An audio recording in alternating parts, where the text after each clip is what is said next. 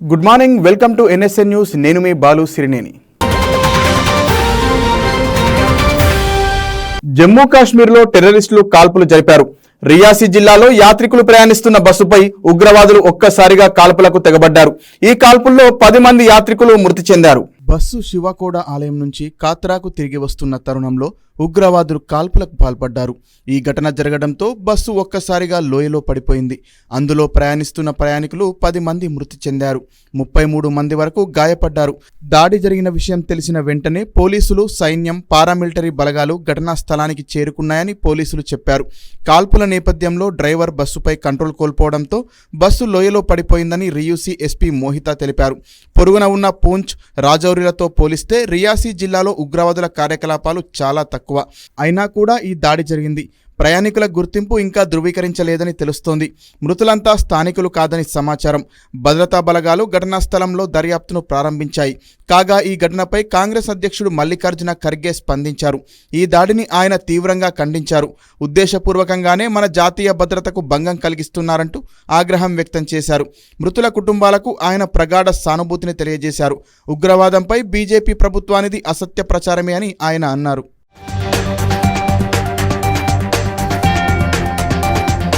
राय नहीं है कि एक बहुत ही अनफॉर्चुनेट इंसिडेंट हुआ है और ये इनिशियली जो हमें रिपोर्ट्स आई वो यही है कि मिलिटेंट्स घात लगाए बैठे थे और उन्होंने उस बस के ऊपर फायर किया जो कि शिवखोड़ी से निकली थी और टुवर्ड्स कटरा जा रही थी। उसकी वजह से जो ड्राइवर है उसका बैलेंस जो है वो बिगड़ा और वो नीचे बस जो है वो खाई में चली गई। బీజేపీ రాష్ట్ర అధ్యక్షుడు కిషన్ రెడ్డి కేంద్ర మంత్రిగా ప్రమాణ స్వీకారం చేశారు. ఢిల్లీలో నిర్వహించిన ప్రమాణ స్వీకారోత్సవంలో భాగంగా రెండోసారి కేంద్ర మంత్రిగా బాధ్యతలు చేపట్టారు.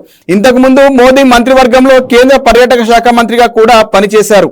1960లో రంగారెడ్డి జిల్లా కందుకూరు మండలం తిమ్మాపూర్లో రైతు కుటుంబంలో జన్మించిన కిషన్ రెడ్డి జయప్రకాష్ నారాయణ స్ఫూర్తితో జనతా పార్టీ యువ కార్యకర్తగా రాజకీయాల్లోకి వచ్చారు. బీజేవైఎంలో అఖిల భారత కార్యదర్శిగా, జాతీయ అధ్యక్షుడిగా పనిచేశారు.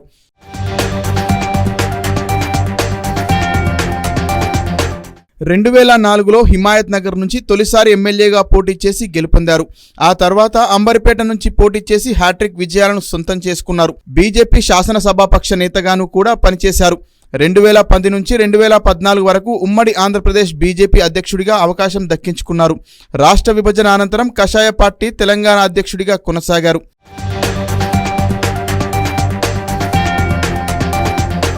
2018లో జరిగిన శాసనసభ ఎన్నికల్లో ఓడిపోయిన కిషన్ రెడ్డి అనంతరం జరిగిన సార్వత్రిక ఎన్నికల్లో సికింద్రాబాద్ నుంచి ఎంపీగా పోటీ చేసి విజయం సాధించారు. తర్వాత అనూహ్యంగా మోదీ మంత్రివర్గంలో చోటు దక్కించుకున్నారు. 2019 మే నుంచి 2021 జూలై వరకు కేంద్ర హోంశాఖ సహాయ మంత్రిగా బాధ్యతలు నిర్వర్తించారు.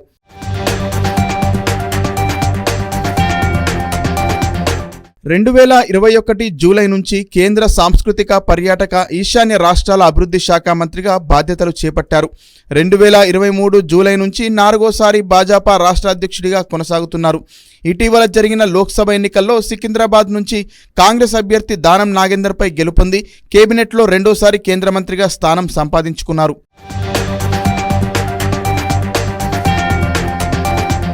ప్రమాణ స్వీకారానికి ముందు ఢిల్లీలో మాట్లాడిన కిషన్ రెడ్డి సంకల్ప పత్రం పేరుతో సార్వత్రిక ఎన్నికల్లో ఇచ్చిన హామీలు నెరవేర్చడానికి వచ్చే 5 ఏళ్లు అంకిత భావంతో పనిచేస్తామని స్పష్టం చేశారు.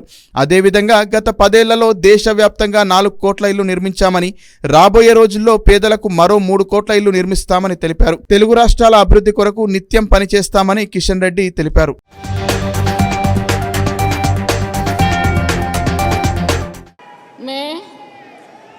मैं गंगापुरम किशन रेड्डी ईश्वर की शपथ लेता हूं कि मैं विधि द्वारा स्थापित भारत के संविधान के प्रति सच्ची श्रद्धा और निष्ठा रखूंगा। मैं भारत की प्रभुता और अखंडता अक्षुण्ण रखूंगा। मैं संघ के मंत्री के रूप में अपने कर्तव्यों का श्रद्धापूर्वक और शुद्ध अंतःकरण से निर्वहन करूंगा तथा मैं भय या पक्षपात, अनुराग या द्वेष के बिना सभी प्रकार के लोगों के प्रति संविधान और विधि के अनुसार न्याय करूंगा। मैं गंगापुरम किशन रेड्डी ईश्वर की शपथ लेता हूं कि जो विषय संघ के मंत्री के रूप में मेरे विचार के लिए लाया जाएगा अथवा मुझे ज्ञात होगा उसे किसी व्यक्ति या व्यक्तियों के तबके सिवाय जबकि ऐसी मंत्री के रूप में अपने कर्तव्यों के सम्यक निर्वहन के लिए ऐसा करना अपेक्षित हो। मैं प्रत्यक्ष अथवा अप्रत्यक्ष रूप से संसूचित या प्रकट नहीं करूंगा। ఆంధ్రప్రదేశ్లో వేసవి సెలవులను ఈ నెల 13 వరకు పొడిగిస్తున్నట్లు ప్రభుత్వం ప్రకటించింది. షెడ్యూల్ ప్రకారం 12న పాఠశాలలు పునఃప్రారంభం కావాల్సి ఉండగా తాజా మార్పుతో 13న రీఓపెన్ అవుతాయని సర్కార్ తెలిపింది. ఏపీ ప్రభుత్వం వేసవి సెలవులను ఓ రోజు పెంచింది. ఈ నెల 12న సీఎం ప్రమాణ స్వీకార కార్యక్రమానికి హాజరయ్యేందుకు వెసులుబాటు కల్పించాలని ఉపాధ్యాయ సంఘాలు కోరాయి. వారి కోరిక మేరకు స్పందించిన ప్రభుత్వం సెలవులను మరో రోజు పొడిగించింది. చంద్రబాబు ప్రమాణ స్వీకారానికి భారీ ఏర్పాట్లు జరుగుతున్నాయి. ఈ నెల 12న ఉదయం 11:27 బాబు ప్రమాణ స్వీకారం చేయనున్నారు. కృష్ణా జిల్లా గన్నవరం మండలం కేసరపల్లి ఐటీ పార్క్ సమీపంలో ప్రమాణ స్వీకార కార్యక్రమం నిర్వహించనున్నారు. ప్రధానితో పాటు వీఐపీలు రానుండటంతో భారీ ఏర్పాట్లు చేస్తున్నారు. ప్రమాణ స్వీకారోత్సవ ఏర్పాట్లను రవాణా శాఖ ముఖ్య కార్యదర్శి ప్రద్యుమ్న పరిశీలించారు. ప్రద్యుమ్న గన్నవరంలో పర్యటించి జూన్ 12న ప్రమాణ స్వీకారోత్సవం ఏర్పాట్లను పరిశీలించారు. గన్నవరంలో ఆయన మీడియాతో మాట్లాడుతూ కార్యక్రమానికి ప్రధాని నరేంద్ర మోదీ, ఇతర రాష్ట్రాల ముఖ్యమంత్రులు, ఇతర నేతలు హాజరవుతారని తెలిపారు. సీటింగ్, వేదిక, బారికేడింగ్, భద్రత, పార్కింగ్, పారిశుద్ధ్యంపై జిల్లా కలెక్టర్ డీకే బాలాజీ ఇతర అధికారులతో చర్చించారు.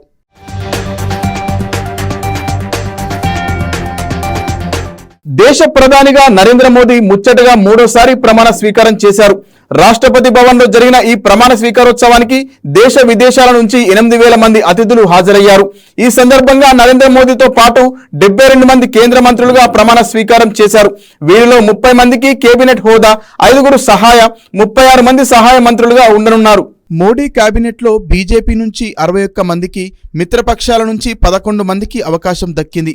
మిత్రపక్షాల్లో టీడీపీకి 2, జేడీయూకి 2 మంత్రి పదవులు దక్కాయి. LJP, JDS, RPI, RLD, ADS, HAM నుంచి ఒక్కొక్కరికి మంత్రి పదవులు దక్కాయి. కాగా కేంద్ర మంత్రులుగా ప్రమాణ స్వీకారం చేసిన వారిలో 43 మందికి 3 సార్లు కేంద్ర మంత్రులుగా ప్రమాణ స్వీకారం చేసిన అనుభవం ఉంది.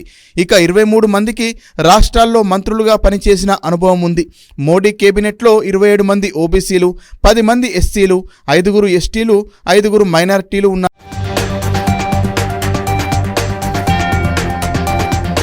Rajnath Singh, Amit Shah, Nitin Gadkari, JP Nadda, Shivraj Singh Chauhan, Nirmala Sitharaman, Jaishankar, Manohar Lal Khattar, Kumaraswamy, Piyush Goyal, Dharmendra Pradhan, Jitan Ram Manjhi, Lallan Singh, Sarbananda Sonowal, Virendra Kumar, Kinjarapu Rammohan Naidu, Prahlad Joshi, జయల్ Oram, Giriraj Singh, Ashwini Vaishnav, Jyotiraditya Scindia, Bhupendra Yadav, Gajendra Singh Shekhawat, Annapurnadevi, Kiran Rijiju, Hardeep Singh, Mansukh మాండావియా, Kishan Reddy, Chirag Paswan, CR పాటిక్ cabinet మంత్రులుగా ప్రమాణ స్వీకారం చేశారు. రావ్ ఇంద్రజిత్ సింగ్, జితేంద్ర సింగ్, అర్జున్ మేఘవాల్, ప్రతాప్ రావ్, గణపత్ రావ్ జాదవ్, జయంత్ చౌదరి కేంద్ర సహాయ మంత్రులుగా ప్రమాణ స్వీకారం చేశారు.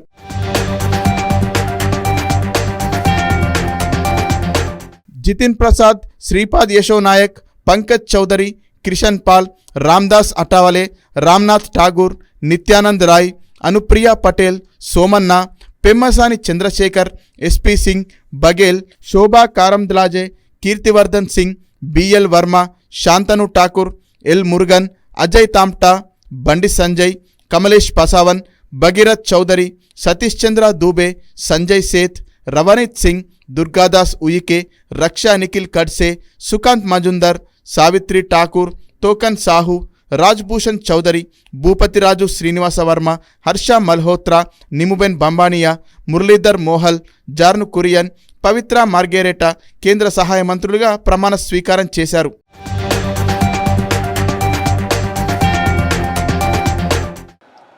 मैं नरेंद्र दामोदर दास मोदी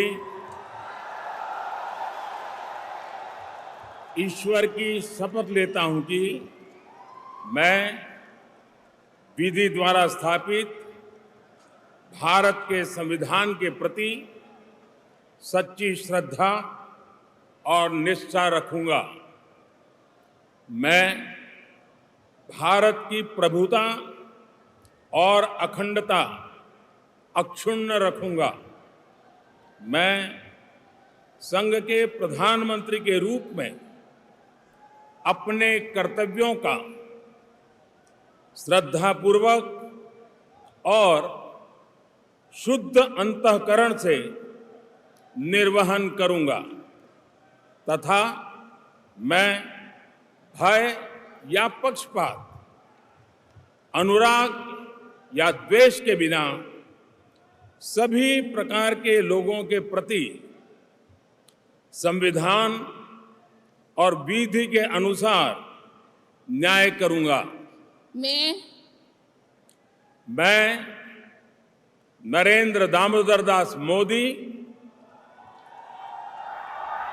ईश्वर की शपथ लेता हूं कि जो विषय संघ के प्रधानमंत्री के रूप में मेरे विचार के लिए लाया जाएगा अथवा मुझे ज्ञात होगा, उसे किसी व्यक्ति या व्यक्तियों को तब के सिवाय जबकि प्रधानमंत्री के रूप में अपने कर्तव्यों के सम्यक निर्वहन के लिए ऐसा करना अपेक्षित हो, मैं प्रत्यक्ष अथवा अप्रत्यक्ष रूप से संसूचित या प्रकट नहीं करूंगा। కరీంనగర్ ఎంపీ బండి సంజయ్ కేంద్ర మంత్రిగా బాధ్యతలు చేపట్టారు. ఢిల్లీ రాష్ట్రపతి భవన్ లో నిర్వహించిన ప్రమాణ స్వీకారోత్సవంలో కేంద్ర మంత్రిగా ప్రమాణ స్వీకారం చేశారు. అంతకు ముందు మాట్లాడిన బండి తనకు కేంద్ర కేబినెట్ లో చోటు దక్కడం పట్ల హర్షం వ్యక్తం చేశారు. ఎన్నికల వరకే రాజకీయాలని, ఎన్నికలయ్యాక అభివృద్ధే లక్ష్యమని పేర్కొన్నారు. బండి సంజయ్ 1971లో కరీంనగర్ లో జన్మించారు. బాల్యం నుంచే రాష్ట్రీయ స్వయం సేవక్ సంఘ్ లో స్వయం సేవకుడిగా పనిచేశారు. అఖిల భారతీయ విద్యార్థి పరిషత్ లో పట్టణ కన్వీనర్, పట్టణ ఉపాధ్యక్షునిగా, రాష్ట్ర కార్యవర్గ సభ్యునిగా, ది కరీంనగర్ కోఆపరేటివ్ అర్బన్ బ్యాంకులో 2 పర్యాయాలు డైరెక్టర్గా పనిచేశారు. ఎల్కే అద్వానీ చేపట్టిన సూరజ్ రథయాత్రలో వెహికల్ ఇన్ఛార్జిగా బాధ్యతలు నిర్వర్తించారు.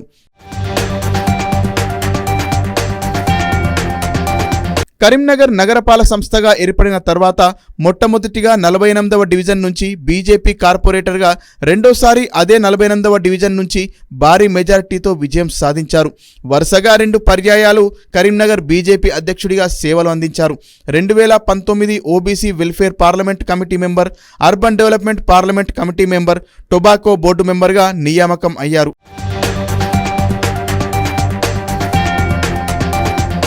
2019 పార్లమెంట్ ఎన్నికల్లో కరీంనగర్ పార్లమెంట్ నియోజకవర్గ బీజేపీ అభ్యర్థిగా పోటీ చేసి 96,000 పైచిలుకు ఓట్లతో ఘన విజయం సాధించారు. 2020లో బీజేపీ రాష్ట్ర అధ్యక్షుడిగా నియామకమయ్యారు. 2023 జూలైలో అధ్యక్ష బాధ్యతల నుంచి బండి సంజయ్ని తప్పించి జాతీయ ప్రధాన కార్యదర్శిగా నియమించారు.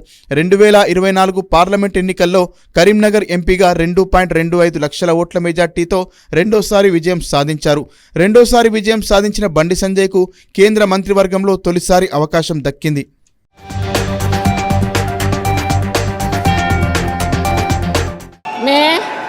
मैं बंडी संजय कुमार ईश्वर की शपथ लेता हूं कि मैं विधि द्वारा स्थापित भारत के संविधान के प्रति सच्ची श्रद्धा और निष्ठा रखूंगा। मैं भारत की प्रभुता और अखंडता अक्षुण्ण रखूंगा। मैं संघ के राज्य मंत्री के रूप में अपने कर्तव्यों का श्रद्धापूर्वक और शुद्ध अंतःकरण से निर्वहन करूंगा तथा मैं भय या पक्षपात, अनुराग या द्वेष के बिना सभी प्रकार के लोगों के प्रति संविधान और विधि के अनुसार न्याय करूंगा। मैं बंडी संजय कुमार ईश्वर की शपथ लेता हूं कि जो विषय संघ के राज्य मंत्री के रूप में मेरे विचार के लिए लाया जाएगा अथवा मुझे ज्ञात होगा, उसे किसी व्यक्ति या व्यक्तियों को तब के सिवाय जबकि ऐसे राज्य मंत्री के रूप में अपने कर्तव्यों के सम्यक निर्वहन के लिए ऐसा करना अपेक्षित हो, मैं प्रत्यक्ष अथवा अप्रत्यक्ष रूप से संसूचित या प्रकट नहीं करूंगा। తెలంగాణ బీజేపీకి కేంద్రంలో ప్రమోషన్ లభించింది. కేబినెట్ లో బెర్తుల సంఖ్య డబుల్ అయ్యింది. మరి మోదీ 3.0 టీంలో చోటు దక్కించుకున్న కిషన్ రెడ్డి, బండి సంజయ్లకు కలిసొచ్చిన అంశాలేంటి? కేబినెట్ రేసులో వెనుకబడ్డ ఈటెల, డీకే అరుణలకు పార్టీ ఎలాంటి అవకాశాలు ఇవ్వనుంది? రాష్ట్ర పార్టీ పగ్గాలు అందుకునేది ఎవరనే ప్రశ్నలు ప్రతి ఒక్కరిలో మెదులుతున్నాయి. తెలంగాణలో 8 లోక్సభ స్థానాలు సాధించి మంచి జోష్లో ఉంది బీజేపీ. రాష్ట్రం నుంచి గతంలో ఒక్కరికే కేబినెట్ బెర్త్ లభించగా ఈసారి ఇద్దరికి అవకాశం లభించింది. సికింద్రాబాద్ నుంచి రెండోసారి ఎంపీగా విజయం సాధించిన కిషన్ రెడ్డి మోదీ కేబినెట్లో మరోసారి బెర్త్ దక్కించుకున్నారు. 2019లో తొలిసారి ఎంపీగా గెలిచి హోంశాఖ సహాయ మంత్రిగా బాధ్యతలు నిర్వహించిన కిషన్ రెడ్డి ఆ తర్వాత ప్రమోషన్ దక్కించుకుని పర్యాటక, సాంస్కృతిక, ఈశాన్య రాష్ట్రాల అభివృద్ధి శాఖ మంత్రిగా బాధ్యతలు చేపట్టారు. ఇప్పుడు మరోసారి కిషన్ రెడ్డికి కేంద్ర కేబినెట్లో చోటు దక్కడంపై ఆయన కుటుంబ సభ్యులు, అభిమానులు హర్షం వ్యక్తం చేస్తున్నారు.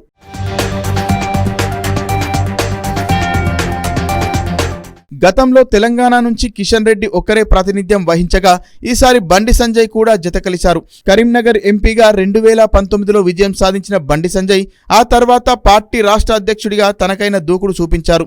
రాష్ట్రంలో పార్టీ విస్తరణకు బండి సంజయ్ దూకుడే కారణమన్న అభిప్రాయం కార్యకర్తల్లో ఉంది. ప్రస్తుతం జాతీయ ప్రధాన కార్యదర్శిగా ఉన్న బండి రెండోసారి ఎంపీగా గెలిచి మోదీ టీంలో చేరిపోయారు. పార్టీ రాష్ట్ర అధ్యక్షుడిగా ఉన్నప్పటి నుంచి పలుమార్లు ప్రధాని మోడీతో శభాష్ అనిపించుకున్న సంజయ్ పార్టీ కోసం చేసిన సేవలు, చిన్నప్పటి నుంచి ఆర్ఎస్ఎస్ నుంచి పార్టీకి విధేయత వంటి అంశాలు కలిసి వచ్చాయి.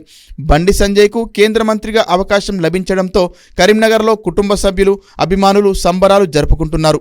తెలంగాణ బీజేపీలో దూకుడుగా వ్యవహరించే బండి సంజయ్తో పాటు సంయమనంతో వ్యవహరించే కిషన్ రెడ్డికి కూడా అవకాశం కల్పించి రాష్ట్రంలో పార్టీని బ్యాలెన్స్ చేసే ప్రయత్నం చేసింది బీజేపీ అధిష్టానం.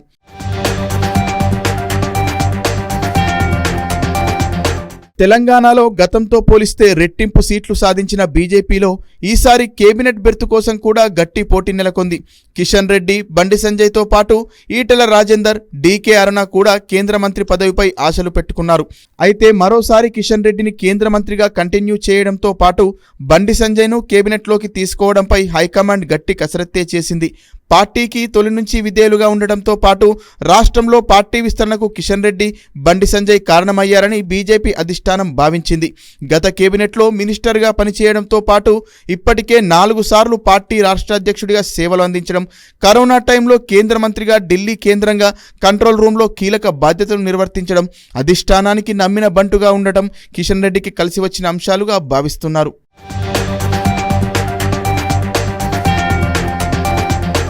ఇతర పార్టీల నుంచి ఇటీవలే బీజేపీలో చేరడం ఈటెల రాజేందర్, డీకే అరుణలకు మైనస్ అయినట్లు తెలుస్తోంది. అయితే సీనియర్ అండ్ వాల్యుయబుల్ నేతలుగా ఉన్న వీరిద్దరికీ పార్టీ ఎలాంటి అవకాశం ఇస్తుందోనన్న ఆసక్తి ఇప్పుడు నెలకొంది. వీరిలో ఒకరికి బీజేపీ రాష్ట్ర బాధ్యతలను అప్పగించే అవకాశాలు ఉన్నట్లు జోరుగా ప్రచారం జరుగుతుంది. ఈటెల రాజేందర్కు రాష్ట్ర పార్టీ పగ్గాలు అప్పజెప్పి లోకల్ బాడీ ఎన్నికలకు వెళ్లే యోచనలో ఢిల్లీ పెద్దలు ఉన్నట్లు తెలుస్తోంది. ఈటెల రాజేందర్కు పార్టీ అధిష్టానం నుంచి కూడా సమాచారం అందినట్లు తెలుస్తోంది. మరి డీకే అరుణకు ఎలాంటి అవకాశం ఇస్తారన్న చర్చ ప్రస్తుతం పార్టీలో జరుగుతోంది. జాతీయ స్థాయిలో ఇప్పటికే ఉపాధ్యక్షురాలిగా ఉన్న అరుణను మరోసారి పార్టీలోనే ప్రమోషన్ ఇస్తారా లేక మరో పదవి ఆఫర్ చేస్తారా అన్న ఆసక్తి పార్టీలో నెలకొంది.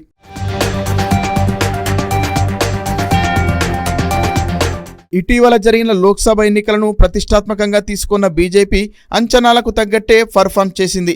డబుల్ ఇంజన్ సీట్లు టార్గెట్గా బరిలోకి దిగిన రాష్ట్ర నాయకత్వం ఆ మ్యాజిక్ సాధించలేకపోయినా గతం కంటే రెట్టింపు సీట్లు గెలిచి రాష్ట్రంలో ప్రత్యామ్నాయ శక్తిగా నిరూపించుకుంది. గతంలో ఒక అసెంబ్లీ స్థానంతో పాటు 4 ఎంపీ సీట్లు గెలుచుకున్న బీజేపీ మొన్నటి అసెంబ్లీ ఎన్నికల్లో 8 అసెంబ్లీ స్థానాలతో పాటు ఈ పార్లమెంట్ ఎన్నికల్లో అధికార పార్టీతో సరిసమానంగా 8 ఎంపీ సీట్లు గెలిచింది. దీంతో తాము కాంగ్రెస్ ప్రత్యామ్నాయ శక్తిగా నిలిచామని, ఇక వచ్చే అసెంబ్లీ ఎన్నికల్లో అధికార పగ్గాలు తమ చేతికొస్తాయన్న ధీమా బీజేపీలో కనిపిస్తోంది.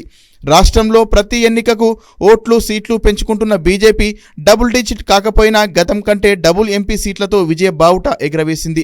8 ఎంపీ స్థానాలతో అధికార కాంగ్రెస్ పార్టీకి ధీటైన పోటీ ఇచ్చింది. ప్రత్యామ్నాయ శక్తిగా ఎదిగాం, వచ్చే అసెంబ్లీ ఎన్నికల్లో అధికార పగ్గాలు చేపడతామన్న ధీమాతో వ్యూహాలకు పదును పెడుతోంది కాషాయ పార్టీ. వచ్చే అసెంబ్లీ ఎన్నికల్లో అధికారం సాధించేందుకు ఇప్పటి నుంచే ప్రణాళికాబద్ధంగా పనిచేయాలని బీజేపీ నాయకత్వం ప్లాన్ చేస్తోంది. బీజేపీ అగ్రనాయకత్వం కూడా తెలంగాణపై గట్టిగా ఫోకస్ పెట్టడంతో ఈసారి 2 కేబినెట్ బెర్తులు కేటాయించింది. దీంతో తెలంగాణలో అధికారమే తరువాయి అంటూ 2028ను టార్గెట్గా పెట్టుకుంది. మరోవైపు పెరిగిన సీట్లతో పాటు ఓట్ల శాతం కమలం శ్రేణుల్లో జోష్ నింపింది. వచ్చే ఎన్నికల్లో తెలంగాణ గడ్డపై కాషాయ జెండా ఎగురవేస్తామని ఇప్పటి నుంచే ధీమా వ్యక్తం చేస్తున్నారు కమలనాథులు.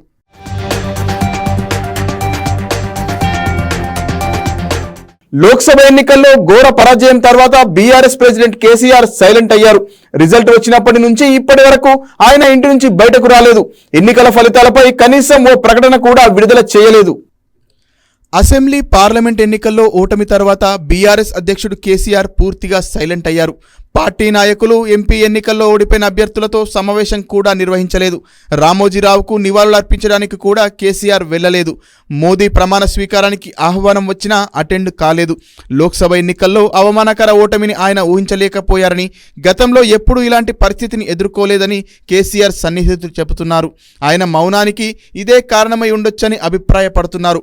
కాంగ్రెస్ ప్రభుత్వానికి పాలన చేతకావడం లేదని, ప్రజలంతా తమ వైపు చూస్తున్నారని లోక్సభ ఎన్నికలకు ముందు కేసీఆర్ చెప్పుకొచ్చారు. కాంగ్రెస్ వల్లే కరువు వచ్చింది, కాంగ్రెస్ వచ్చినాక కరెంట్ ఉంటలేదు, మళ్లీ మోటార్లు కాలుతున్నాయి, కాళేశ్వరం నీళ్లను కావాలనే ఎత్తిపోస్తలేరు, నీళ్లున్నా పంటలను ఎండబెడుతుర్రు అంటూ ప్రచారం చేశారు. అసెంబ్లీ ఎన్నికల్లో కాంగ్రెస్ కు ఓటు వేసినందుకు ప్రజలు పశ్చాత్తాప పడుతున్నారని, ఇప్పుడు తమను కోరుకుంటున్నారని బస్సు యాత్ర ఆశాంతం కేసీఆర్ ఇదే చెబుతూ వచ్చారు. అసెంబ్లీ ఎన్నికల్లో 37% ఓట్లు వస్తే లోక్సభ ఎన్నికల నాటికి అది 16% పడిపోయింది.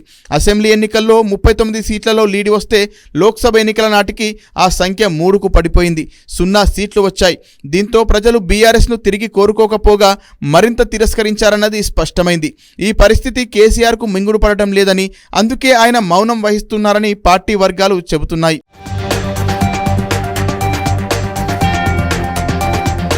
అసెంబ్లీ ఎన్నికల్లో ఓటమి తర్వాత కేసీఆర్ కేటీఆర్లో మార్పు వస్తుందని అందరూ ఆశించారు. కానీ ఆ ఓటమిపై ఆత్మవిమర్శ చేసుకోకపోగా ప్రజలే తప్పు చేశారన్నట్టుగా ఇరువురు నేతలు మాట్లాడుతూ వచ్చారు. ఏడాది తిరగకుండానే అధికారంలోకి వస్తామని కామెంట్లు చేశారు. దీంతో కేసీఆర్ మారలేదని ఆ పార్టీ నేతలే కామెంట్ చేశారు. కేసీఆర్ తీరుపై కొంతమంది అయితే పార్టీ మీటింగ్స్లో బహిరంగంగానే విమర్శలు గుప్పించారు. కొంతమంది ఎమ్మెల్యేలు, మాజీ ఎమ్మెల్యేలు, ఇతర నాయకులు తమ దారి తాము చూసుకున్నారు. బీజేపీలోకి, కాంగ్రెస్లోకి వెళ్ళిపోయారు. కొంతమంది పార్లమెంట్ ఎన్నికల్లో వచ్చే ఫలితాలను బట్టి నిర్ణయం తీసుకుందామని వేచి చూశారు. రాష్ట్రంలో అధికారంలో ఉన్న కాంగ్రెస్ కంటే బీఆర్ఎస్ను బీజేపీనే ఎక్కువగా భయపెడుతోంది. లోక్సభ ఎన్నికల్లో బీఆర్ఎస్ 0కు పడిపోతే బీజేపీ 4 నుంచి 8 సీట్లకు ఎదిగింది.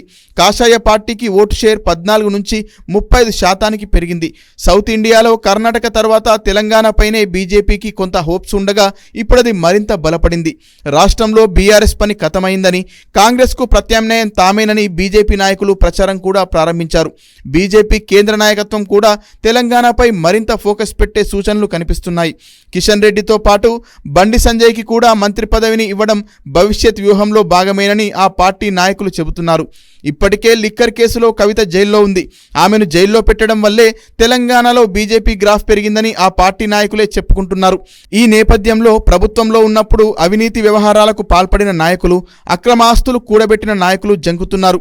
ఐటీ, ఈడీ దాడులు జరగడానికి ముందే బీజేపీలోకి వెళ్లడం బెటర్ అనే అభిప్రాయాన్ని వ్యక్తం చేస్తున్నారు. ఈ కేసుల బెడద పార్టీ ముఖ్య నాయకులకు కూడా తప్పదంటున్నారు. ఇప్పటికే ఫోన్ ట్యాపింగ్ కేసు కేసీఆర్ పరివారాన్ని బెంబేలెత్తిస్తోంది. గొర్రెల స్కామ్ వంటివి మాజీ మంత్రులను కూడా వణికిస్తున్నాయి.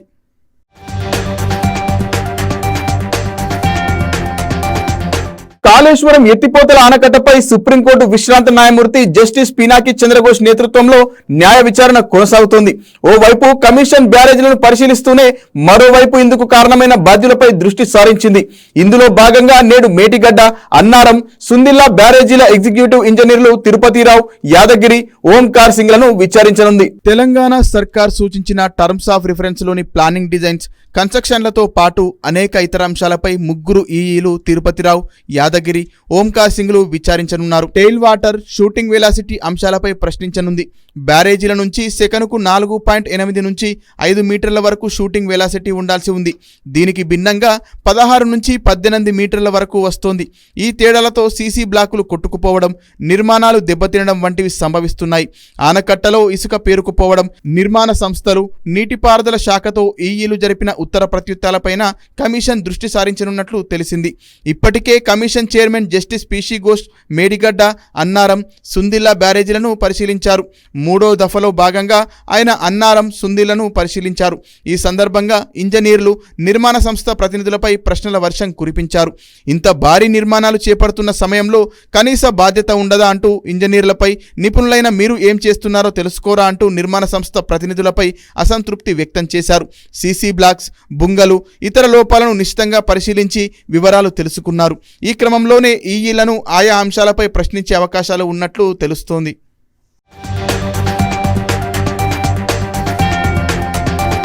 T20 వరల్డ్ కప్ లో దాయాది పాకిస్తాన్ పై టీమిండియా మరోసారి పైచేయి సాధించింది.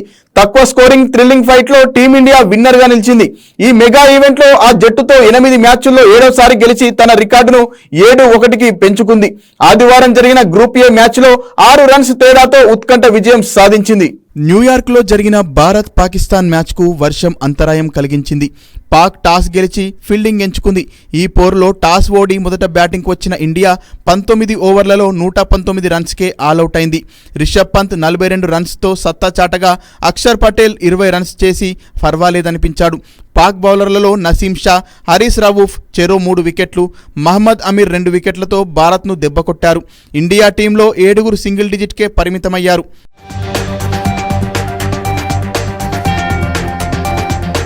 చేజింగ్లో పాక్ ఓవర్లన్నీ ఆడి 113 స్కోర్ చేసింది. మహమ్మద్ రిజ్వాన్ 31 రన్స్తో పోరాడినా ఫలితం లేకపోయింది. బుమ్రా 3 వికెట్లు తీయగా హార్దిక్ పాండ్యా 2 వికెట్లు తీసి రాణించారు. బుమ్రా ప్లేయర్ ఆఫ్ ది మ్యాచ్గా నిలిచాడు. వరుసగా 2వ విక్టరీతో టీమిండియా సూపర్ 8 బెర్త్ దాదాపు ఖాయం చేసుకోగా యూఎస్ఏతో పాటు ఇండియా చేతిలో ఓటమితో పాక్ అవకాశాలు సన్నగిల్లాయి. బుధవారం జరిగే తర్వాతి మ్యాచ్లో ఇండియా ఆతిథ్య యుఎస్తో తలపడనుంది.